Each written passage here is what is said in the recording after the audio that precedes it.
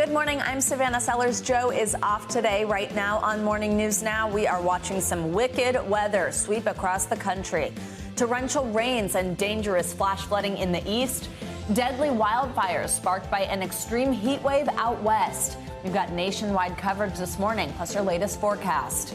We've also got your holiday travel outlook this morning as a summer surge of travelers take to the highways and skies once more, with Mother Nature stirring up trouble for the nation's airlines. What you need to know if you're heading back home this morning. Also breaking this morning, a leader is chosen in the United Kingdom. Foreign Secretary Liz Truss is set to replace current Prime Minister Boris Johnson. We'll dig deeper into the future of Britain under a new government. Plus, a final farewell to one of tennis's greats will bring you Serena Williams' emotional U.S. Open curtain call. And of course, what's next? Happy Monday. Happy Labor Day. Thanks for being with us on this holiday. We begin this morning with severe weather across the country. Out west, extreme heat and wildfires are impacting millions, while parts of Georgia and Indiana are dealing with severe flooding. NBC News correspondent George Solis joins us now from hard-hit Somerville, Georgia, with more. Hey, George, good morning.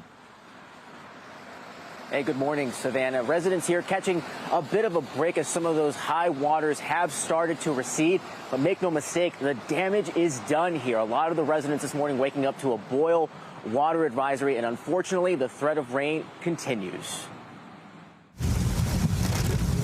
This morning, a Labor Day of extreme weather from coast to coast. Parts of Georgia remain underwater after torrential downpours this weekend turned roads into rivers. We have had some flooding issues, but nothing as serious as this. The state's governor declaring a state of emergency after more than a foot of rain fell in some areas in just 12 hours. Never seen it this high. Floodwaters surrounding homes, submerging cars, and even inundating the local water plant in Somerville. Local officials now urging residents in the area to boil water and stay inside. It's going to be at least a day or two before we can assess the damages that have taken place at our water plant. Flash flooding also overwhelming communities in southern Indiana. It is literally taking up our whole yard. Where at least one death, likely connected to the storm, has been reported. Oh, no. In Texas, storms knocked out power to more than 100,000 people and forced a temporary ground stop at the Dallas-Fort Worth airport. Out west, 46 million people remain under heat alerts through Wednesday. It's been awful hot. In Death Valley, temperatures topped 120 degrees for 6 consecutive days. The extreme temperatures in the region being prolonged by a heat dome, a high-pressure system pushing warm air towards the ground, effectively trapping it and creating even more heat. A challenge for firefighters on the front line of wildfires in Northern California that have burned dozens of homes and claimed at least 2 lives. That happened that fast. Robert and Barbara Thomas's house burned along with their granddaughter's home down the block. Just a lot of hurting in this community now. Mother Nature's wrath testing an already weary nation as weather extremes are expected to continue in the coming days. Savannah, back here in Somerville, officials very grateful that the drainage system was able to get rid of all of that water given how quickly it rose. This morning, the cleanup and the assessments of damage will begin. Some local churches here will be giving out bottled water and clothes all day to those impacted by the flash flooding. Savannah? We're thinking of those that live there. And George, stay safe. Thank you so much. And now let's get a check on your Morning News Now weather, see what's going to unfold the rest of the day and week. Meteorologist Michelle Grossman joins us. Hey, Michelle.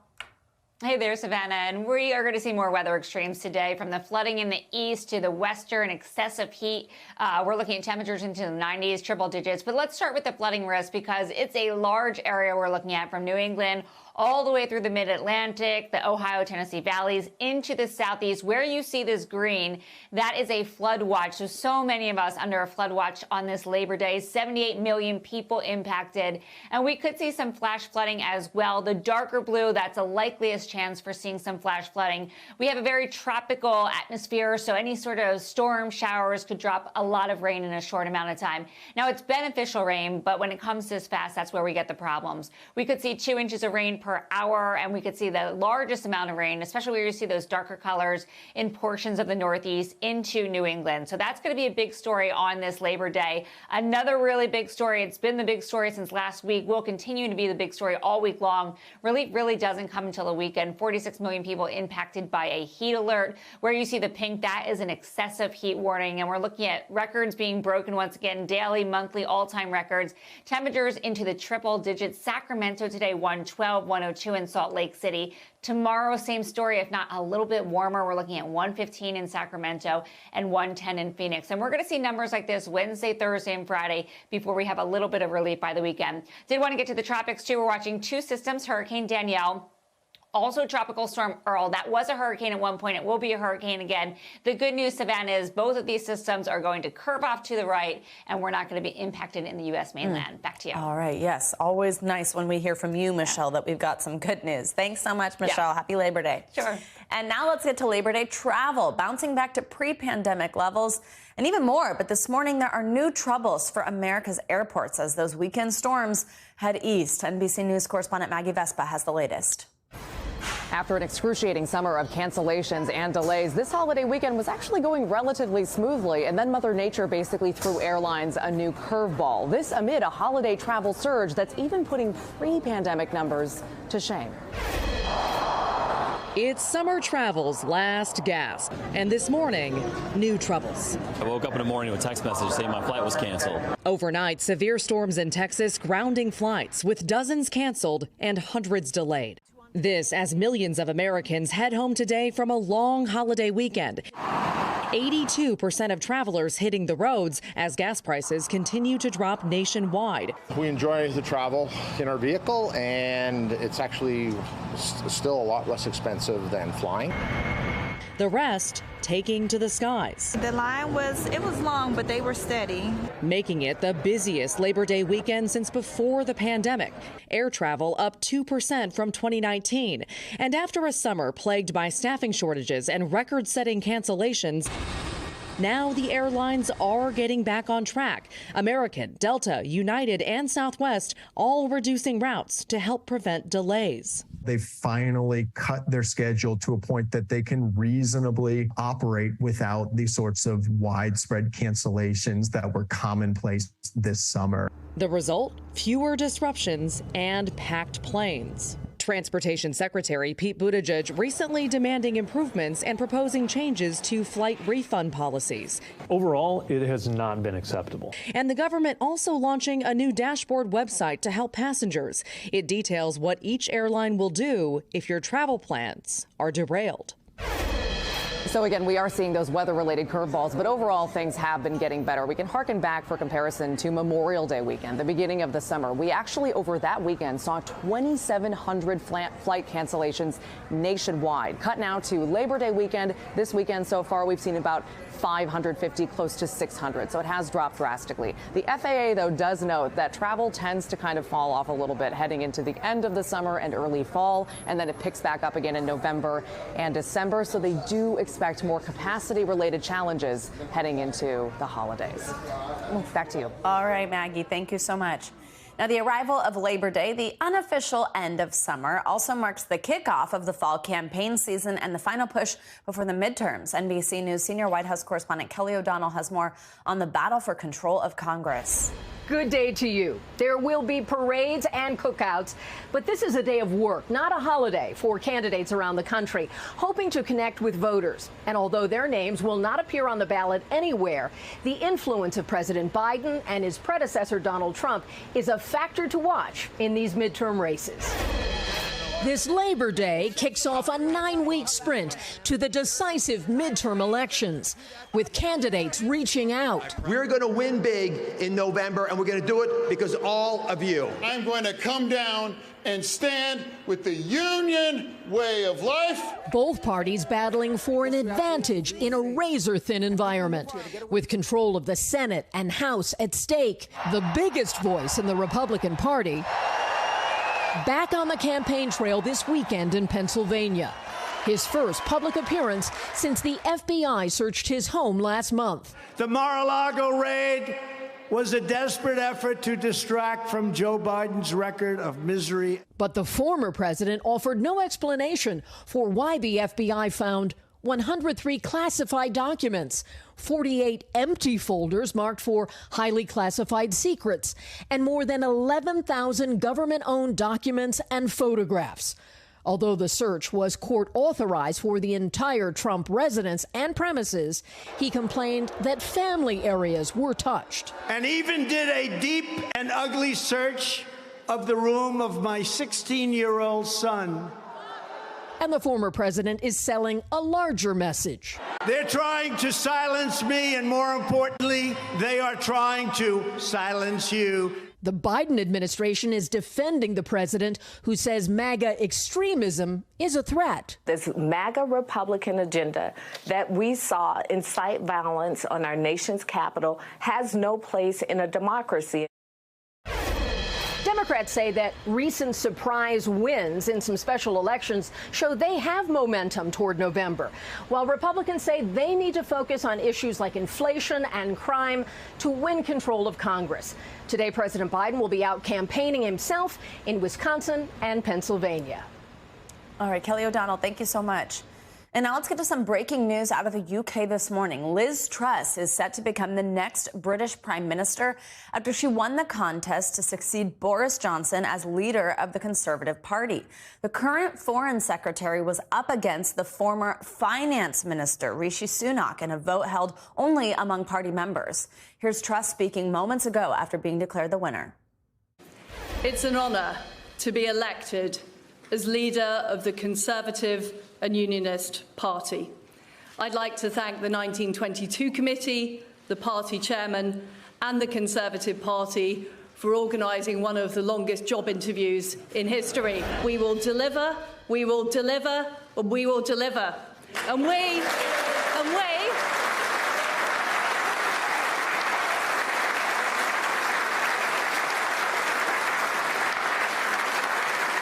we will deliver a great victory for the Conservative Party in 2024. Thank you. We're joined now by Scott Lucas. He's a professor of international politics at the Clinton Institute, University College Dublin. Thank you for being with us this morning. So tell us just a little bit first on this breaking news about who Liz Truss is. What do Americans here need to know, and how she won this leadership contest in the end?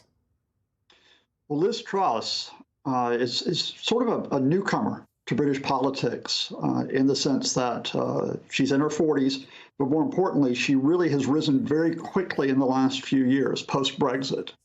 Even though she was in favor of Britain staying in the EU, she very quickly joined the Brexiteers. She got a position in the Treasury, the Finance Ministry, and then she got the big jump. She got the big jump to become Foreign Secretary to raise her profile in Boris Johnson's government.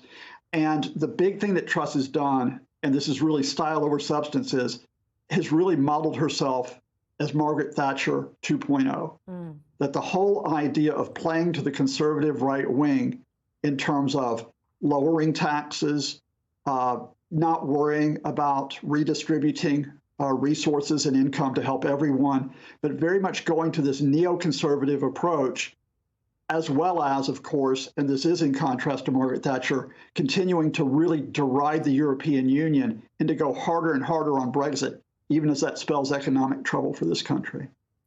And how is her popularity among the wider British population? Again, I mean, she was clearly preferred with these Conservative Party members who got to vote here, but broadening this out, what is the British population's opinion of her? Do they think she's capable of uniting the country? Well, first of all, Savannah, there's trouble within the party. She only received 57% of the vote amongst Conservative members. Boris Johnson received 66%, David Cameron 67% in similar positions. And the baseline here was she needed to get at least 60%. So the party is split. But amongst the country at large, well, let me put this to you. When polled most recently amongst the British public, not just Conservative members, 12%. 12% of Britons thought she would be a good or excellent prime minister. more than half thought she would be a bad or terrible prime minister. Wow. Those are some pretty stark numbers there. I also want to now bring in NBC News senior international correspondent Keir Simmons. And Keir, that's a great place to pick it up there. A question that kind of was just set up there, only 12%. I mean, let's talk about the challenges. There's one right there. It doesn't seem like she is necessarily that popular with the wider voting population. But then let's also talk some specific challenges. Cost of living crisis. Also in Britain, these spiraling energy bills. That's a crisis. Does she have a plan to tackle some of these issues? Yeah, you know, Savannah, she's being compared to Margaret Thatcher, and certainly the comparison fits if you want to think about the kinds of challenges, if people know their history, that Margaret Thatcher faced when she came into power here in the UK. Just behind me, just to tell you what is behind me, this is the conference centre where the vote was announced. You can see some folks who saw it still spilling out, and over to my right you can maybe hear a small handful of protesters unhappy that this was a vote of such a small group of Conservative Party members. Think of it as a little bit like a primary there in the States, except a primary where the general election is already decided. Tomorrow Liz Truss will take over from Boris Johnson, going to see the Queen at Balmoral in Scotland, where she will take the mantle, if you like. That is unprecedented in the reign of Queen Elizabeth. She would normally come here to Buckingham Palace because of her health concerns. She's staying there. Just another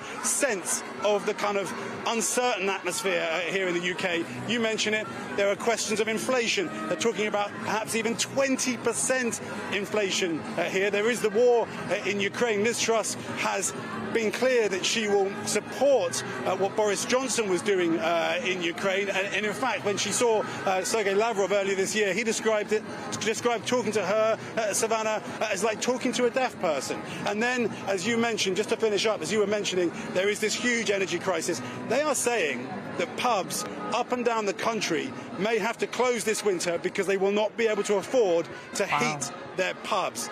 Billions of pounds are likely to have to be spent, billions of dollars. Liz Truss faces a mountain to climb, and you're right, that vote was not a resounding victory for her. Yeah.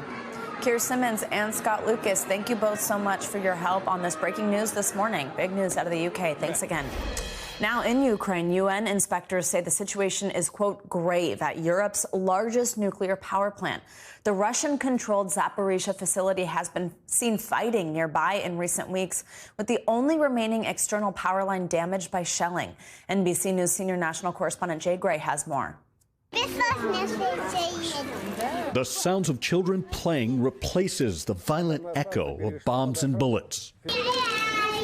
But in this park, about 30 miles from the front lines, it's impossible to escape the constant fear that comes with war. It has not left us since the first days of the war. The heart is pounding, beating, thoughts are loaded, and everything is filled with fear. Zaporizhzhia is a city unlike any other in Ukraine. Here they face a dual threat: advancing Russian troops, their missiles, and the possibility of a nuclear disaster.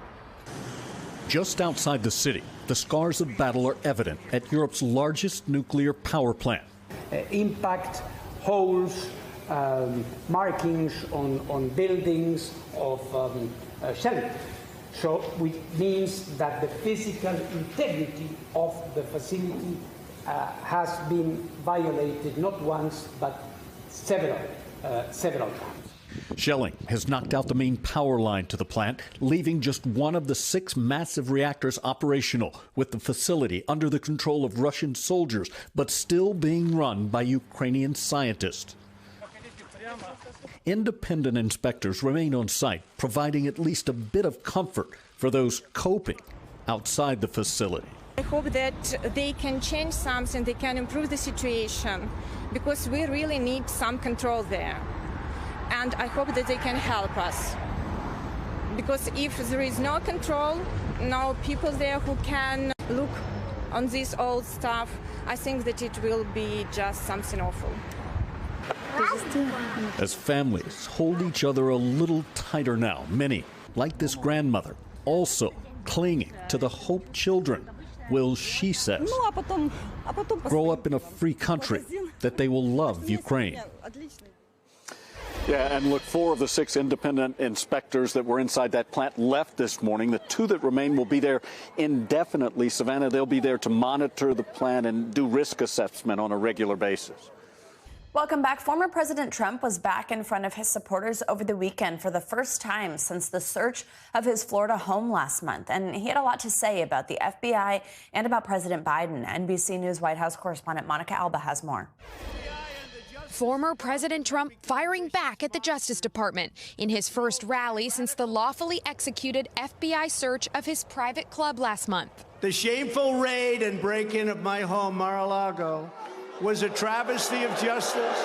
Revealing that the hunt for classified documents extended not only to his wife's personal items, but also his teenage son's bedroom. Leaving everything they touched in far different condition than it was when they started. Legal experts say that's well within the bounds of the government search warrant. It's very common for a search warrant to allow searching of an area that may be occupied by different people in the household. After all, if everyone in the household has equal access to the space, then that's probably fair game. The DOJ says the FBI retrieved hundreds of pages of highly sensitive material from the Florida estate. And on Saturday, the former president also repeatedly taking aim at his successor. The most vicious, hateful, and divisive speech ever delivered by an American president. The 45th president blasting the 46th for that primetime address last week in which President Biden cast some Trump Republicans as a threat to the country. MAGA forces are determined to take this country backwards. He's an enemy of the state. You want to know the truth? But with the midterms now 2 months away, the White House says President Biden has no plans to stop criticizing the former president and his supporters. He has taken plenty of times to call out where we are with that extreme part of the Republican Party, and he will continue to do that. President Biden will be back in battleground Pennsylvania for the 3rd time in the last week, spending part of Labor Day in Pittsburgh, where he'll speak to union workers and stump for Democratic candidates for Senate and governor in those key races ahead of the midterm elections. Back to you. All right, Monica, thank you so much. Now let's get you some international headlines. Canadian authorities are on the hunt for 2 suspects in yesterday's mass stabbing that left 10 dead and many injured. Ali Arouzi joins us now from Tehran with that and other international news this morning. Hey, Ali. Hey, good morning, Savannah. Well, a massive manhunt is underway in Canada as police search for 2 men suspected of stabbing at least 10 people to death in one of the deadliest acts of mass violence Canada has seen. The rampage has sent shockwaves through the nation. Victims were found in 13 locations in the remote Indigenous community James Smith Cree Nation and nearby Weldon. As news of the stabbings broke, a dangerous persons alert was sent to all mobile phones across the provinces of Saskatchewan, Manitoba and Alberta, an enormous region almost half the size of Europe. At least 15 others were injured in the killing spree, with police urging residents to be extremely vigilant as they conduct a search across one of Canada's largest and most remote regions. Police have not speculated what the motive behind the attacks may be. Pope John Paul I, who led the Roman Catholic Church for just 33 days, has been beatified by the Vatican, the penultimate step before sainthood. Described as the smiling Pope, John Paul I was the shortest-serving Pope since 1605. He died in 1978 of a heart attack, sparking controversy and conspiracy theories. For an individual to be beatified, a miracle needs to be attributed to their prayers made to them after their death. The miracle attributed to the now beatified Pope was the healing of an 11-year-old girl after her parents had prayed to Pope John Paul I. In the last 1,000 years, just 8 popes have been made saints. And finally, a swimming cap made specifically for natural black hair has received official approval from the worldwide governing body for competitive swimming after initially being rejected for use at the Olympics last year, causing controversy about inclusivity within competitive swimming. The soul cap, as it's known, is a covering made especially to protect hair that's thick, curly, braided, or otherwise textured, which is often difficult to fit into smaller swimming caps. And those are your international headlines, Savannah. Awesome. That's great to see you use the word, but inclusivity is so important. Ali, thank you so much. And now, from tech companies to luxury brands, sanctions imposed on Russia over the Ukraine war have forced many Western companies to pull out of the country. But now Russian influencers and artists are speaking out against the boycott. NBC News foreign correspondent Megan Fitzgerald has the story. Russian influencers are fighting back, cutting ties with companies boycotting their country. I have to say, if Chanel House does not respect their clients, why do we have to respect Chanel House? In March, several companies, including the luxury fashion brand Chanel, closed their stores in Russia after the military invaded Ukraine. Katya Guseva, a popular Russian DJ, is speaking out. What's happening politically should not affect ordinary people. We as artists shouldn't have to feel ashamed, she said. NBC News reached out to Chanel multiple times for comment, but they've not responded. But in a statement released to European TV network Euronews, the company said to comply with recent sanction laws, high-priced items can't be taken into Russia. Russia is also changing its policies since the war broke out, now blocking Facebook and Instagram's parent company, Meta, from operating in the country. Russia was home to 7.5 million Facebook users and 80 million Instagram users. Meta earned $117 billion in revenue from the country last year. This year, the company's profits were down in the first 2 quarters. They're attributing the decline in part to the war. They are significantly impacted because the ad revenue stopped completely due to the ban and the introduced legislation, and people who were using Instagram for monetization obviously lost all of their profits. Experts say some moved to Russian platforms while others still post on foreign socials, bypassing digital restrictions with VPN encryption software. They're still careful about what they post if they disagree with the invasion, after the Kremlin made it illegal to describe the Ukraine conflict as a war. Those who do face 15 years in prison. Some people prefer not to say anything rather than adopt any position, and some people prefer to ignore reality. But Guseva says she still uses Meta through a VPN, as well as Russian social media platforms, to stay connected to her community. People were flourishing in this way of transcultural contacts where they were interacting and exchanging ideas. But then, apart from this cultural and social level, we had economic factors. It matters because it gave employment and revenues to so many people in Russia who right now literally left with nothing. Guseva said she sold some of her Chanel products and donated the money. We were heard. Our voices were heard, she said. Now she's hoping the world will one day hear her music again. Our thanks to Megan Fitzgerald for that report, and we will bring you the latest on the war in Ukraine within the next hour. We're back with the latest on the Artemis mission to the moon. NASA is going back to the drawing board this morning, working on repairing a liquid hydrogen leak in the rocket's engine. The issue forced NASA to scrub the second attempt at the test flight Saturday after the leak was detected during the fueling process. NASA has announced it will not attempt another liftoff during this current launch period, which ends tomorrow. For more on the Artemis mission and this latest attempt, Paul Sutter, professor at the Institute for Advanced Computational Science at Stony Brook University and the Flatiron Institute in New York City, joins us now. Paul, good morning.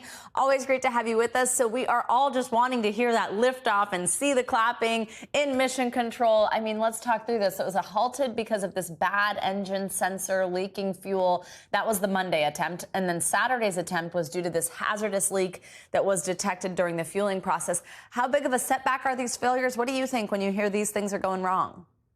I mean, when I hear these things, of course I get bummed. I want to see a liftoff just as much as everybody. But space is a game of patience. These are incredibly technical devices. These are some of the most complex machines ever invented by humanity. They have millions of moving parts. And it is a controlled explosion. You have liquid hydrogen and liquid oxygen combusting at over 5,500 degrees Fahrenheit. You don't want that to go wrong. And keep in mind, we have exactly one Artemis rocket. We have one. And man, I don't want it to blow up. Nobody remembers these delays, but nobody forgets a disaster. So just be patient. It'll get up there. Is a very, very, very good point. And I love hearing you have this confidence that it will. So when? How soon do you think we could see another attempt? Well, like you mentioned, unfortunately, this is the end of the safety period for how long this particular rocket can stay on the launch pad. Plus, there are other launches scheduled for the same pad, so we got to get it out of the way. We're going to have to roll it back to the vertical assembly building to diagnose the issue. So we're looking at late September at the earliest, maybe mid-October. It really all depends on how quickly NASA engineers can fix this leak. So a reminder just for our viewers what this sort of is here. This is this test flight. Astronauts weren't going to be on it. There's going to be these dummies that are kind of seeing how a human could potentially react. And it's just the first of at least 4 planned Artemis missions. Will this launch continuing to be delayed push back future missions of the program? Does this have any greater impact on the bigger goal of this project? Actually, no. These delays of a few days, weeks, or even months, this is business as usual. Rockets get delayed all the time. In the grand vision for Artemis to return humans to the surface of the moon, set up a sustainable presence on the moon, push forward to Mars, this is a decades-long process. So what's a few weeks between friends? Yeah. Remind us also, we just had a full screen up there, a graphic on the screen for viewers to see, but remind us of the greater mission here of Artemis. What are we trying to do? This first Artemis mission is, like you mentioned, a test flight, totally uncrewed, to test the rocket, to test the Orion spacecraft, to send it into an orbit around the moon and return it safely to the Earth. The next mission, scheduled for a couple of years from now, will carry a crew on board to do the exact same thing. And then future Artemis missions will send that crew to the surface of the moon. And the goal here is not just to come back to the moon, but to set up a permanent presence on the moon. So cool. Paul Sutter, we love to talk about this with you. Thanks so much for joining us, and I'm sure we'll see you again on the next attempt. Thank you. And turning now to Tennessee, where an urgent search is underway for a missing mother of 2. Police say the victim was abducted, forced into an SUV early Friday while out for a jog. The alleged suspect now in custody as investigators push for answers. NBC News correspondent Jesse Kirsch joins us now from Memphis with the very latest. Hey, Jesse, good morning. Savannah, good morning. Police say Eliza Fletcher was last seen early Friday just behind me here along the University of Memphis campus. Authorities say that's when an SUV drove past her, then stopped, waiting for Fletcher to jog by. Investigators believe that's when someone got out of the SUV and kidnapped her. From the skies and on foot, police scouring this Memphis neighborhood Sunday, searching for a mother now missing for more than 3 days.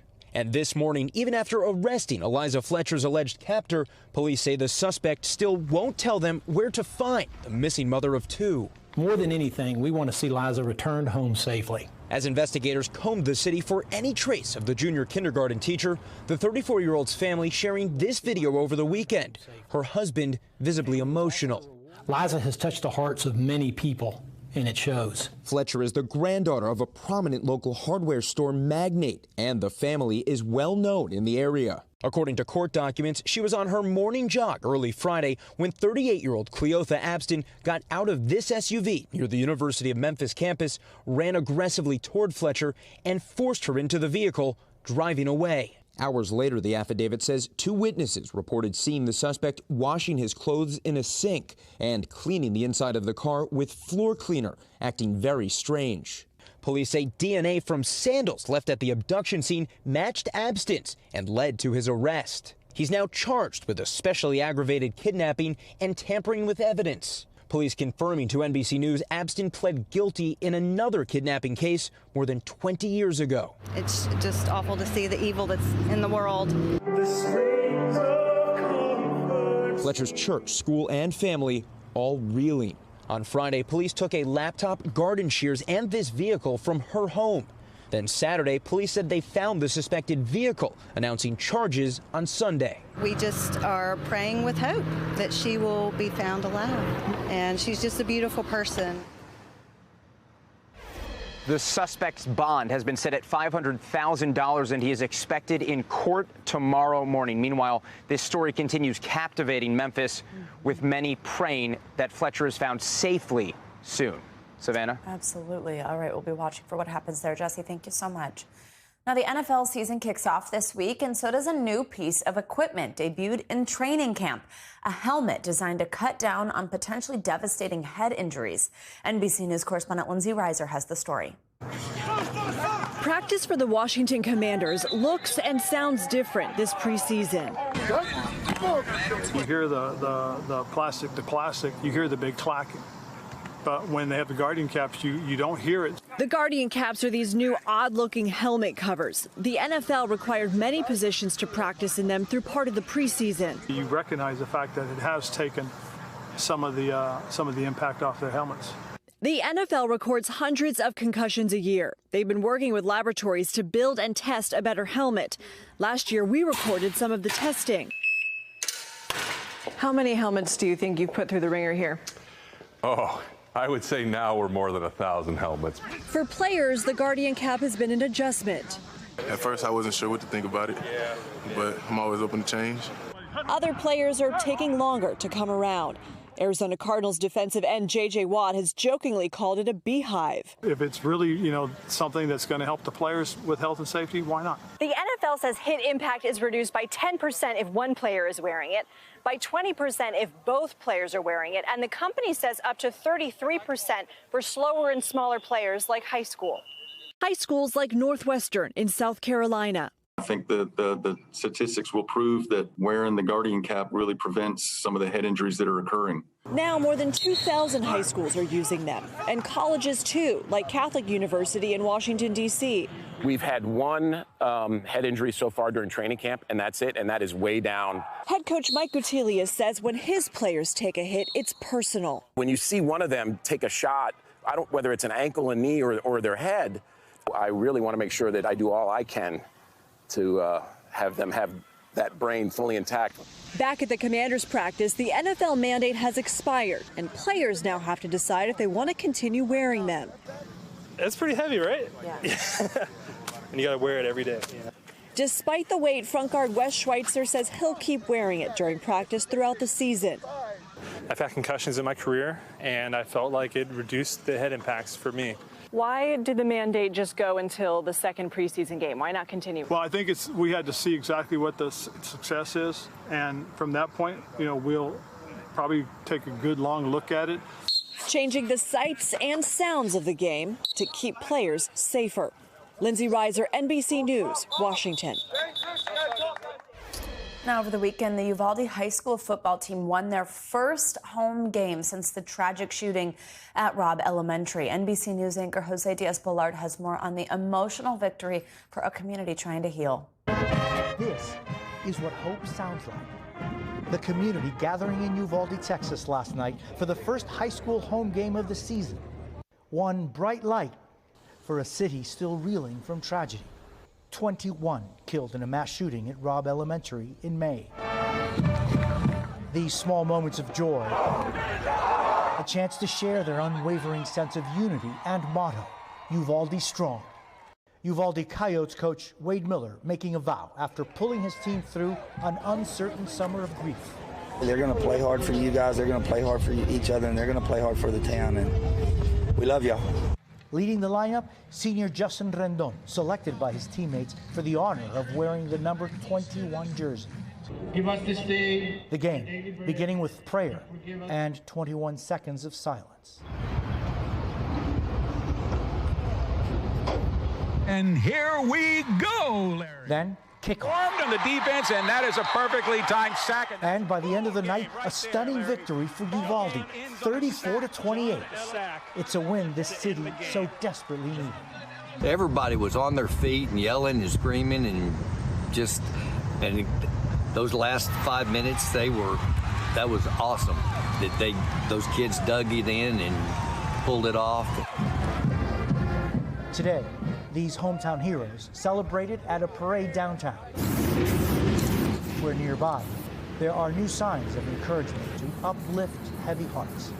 I was in Uvalde this week with artist Tino Ortega, his murals honoring the loved ones lost, with a message to never never forget.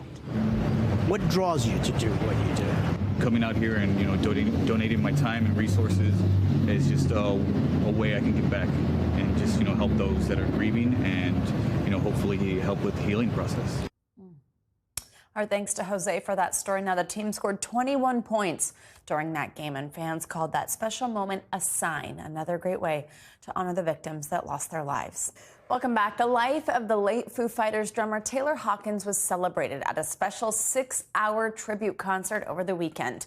And one particularly emotional moment came when Hawkins' son paid tribute to his dad. 16-year-old Shane Hawkins joined the band for one of its biggest hits, My Hero, taking his father's place on the drums.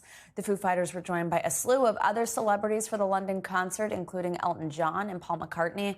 Hawkins died unexpectedly in Colombia earlier this year. The concert aired on CBS, and the Foo Fighters will also hold another tribute in Los Angeles on September 27th. Now to the end of an era in tennis. Serena Williams bid farewell to the U.S. Open on Friday in what will likely be her last Grand Slam tournament. The 41-year-old lost in the third round, and speaking after the match, an emotional Williams thanked her fans and her family for their support over the years. Thank everyone that's here, that's been on my side so many years, decades, oh my gosh, literally decades. But it all started with my parents, and they deserve everything, so I'm really grateful for them.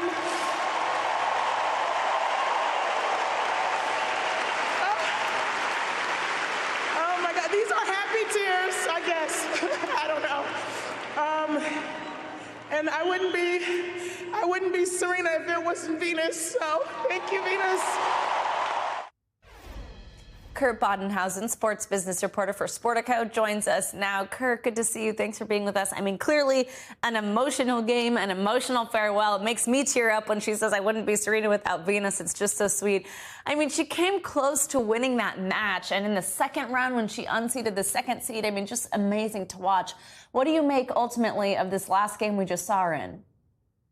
It was an incredible finish Friday night. The emotions, the way she battled. I mean, the longest U.S. Open match she's ever played was more than 3 hours long, saved 5 match points. It was a microcosm of her career, just in terms of how she has battled over.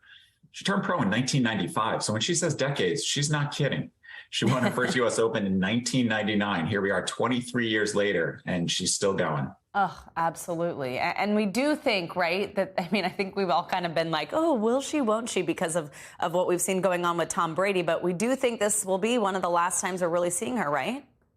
We think it's the last time, although they asked her on court Friday, and she said, you never know. But tennis is one of those sports, and to do it, she's going to be 41 this month. And she's made a very clear and very poignant essay, first person essay she did for Vogue, that she wants to expand her family, have a brother or sister for Olympia, her daughter, and then focus on what's next for her from a business standpoint. And she's built a really incredible foundation already with Serena Ventures, her VC firm, which she's done while being a full-time tennis player. Yeah, absolutely. And yeah, that's what she does say that she wants to turn now to focus on. Now, you just touched on this, but I mean, Serena made her professional debut when she was 14 years old. Since then, she's won 23 Grand Slam titles. Just put in context for us within the sports world in general, not even just tennis, what kind of legacy she leaves behind as an athlete? I think to identify her, just, to pinpoint her just tennis, just as a female athlete, does a disservice to Serena.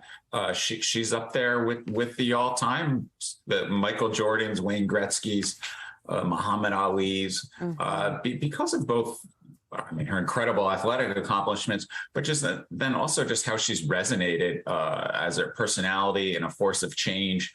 And as a cultural icon. She's had so much influence across the entire country, I would argue, over the last 25 years in terms of what she has done, in terms of perceptions of female athletes.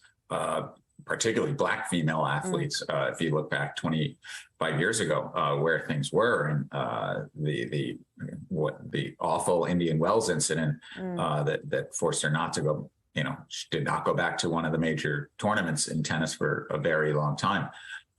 So an incredible legacy she leaves both on and off the court. Absolutely. It's so cool to see some of these other amazing athletes celebrate her, like Tiger Woods in the crowd, LeBron James on Instagram. Kurt Badenhausen, thank you so much. Great to get to talk with you about this as we send Serena off. Thank you so much. New Yorkers are taking community theater to a whole new level. NBC News senior national correspondent and News Now anchor Kate Snow spoke with everyday people acting alongside Broadway greats who are keeping alive a 60-year tradition. Hey, this is a story literally about acting out your dreams and folks who are not professionals taking on roles alongside Broadway greats here in New York on one of the world's most famous stages. 3, 2, 1. At this theater in New York City's Central Park, summer means Shakespeare Under the Stars. All the world's a stage, everybody's in the show, nobody's a pro. That opening song setting the stage for a show that includes everybody. Let the games begin! Eddie, when you worked for the subway, what did you do? I moved trains. I was the guy who took people to work in the morning or the evening. Together we'll heal our... Now 64-year-old retiree Eddie Bottoms is playing a farmer in a modern musical adaptation of Shakespeare's As You Like It. So Sally, how are you feeling about tonight? I'm excited. He and high school senior Sally Ann Williams are among dozens of cast members who got involved through community organizations that collaborate with New York's public theater. The new Duke Frederick's Royal Wrestling Tournament. That's Sally Ann playing a royal minion. Does it feel strange to be a non-professional actor and to be surrounded by others who are professional actors? I don't think so. I feel like we're all just new people who are in New York doing a show together and enjoying it. You are creating a community up here on stage, right? Absolutely. Tonight you will see professional artists alongside community members from all 5 boroughs. Lori Woolery directs the program and the show. You're giving opportunities to a lot of people who may not have had those opportunities, frankly. I understand what theater can do, that it can explode open your heart. It can build those skills, those human skills, those life skills of empathy, compassion, self-esteem. Don't you dare to hope for freaking anything at all. For Sally and Eddie, it's been life-changing. Are there emotions that you feel, Sally, when you're on stage? I feel ecstatic.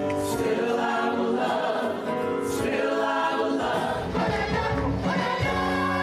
This is giving experience to a lot of people who might not have ever even come to this theater in Central Park. It gives you an experience of other points of view, other people's backgrounds, and you all get together and no judgment, no criticism. It's just based on love and interacting with each other positively. And in this world, I mean, that's a great thing. That's a great thing. It was such an incredible show. Sally Ann told me that she actually wants to be on Broadway one day, and then Eddie said, well, he'll be there watching her the whole time. He's going to keep on acting in retirement, too. By the way, there are programs like this in other cities. They were saying to me, everyone should feel inspired to do something a little bit outside your comfort zone. Back to you. Well, that was just adorable to see them in that show. Kate, thank you so much. This does it for this hour of Morning News Now, but the news continues right now.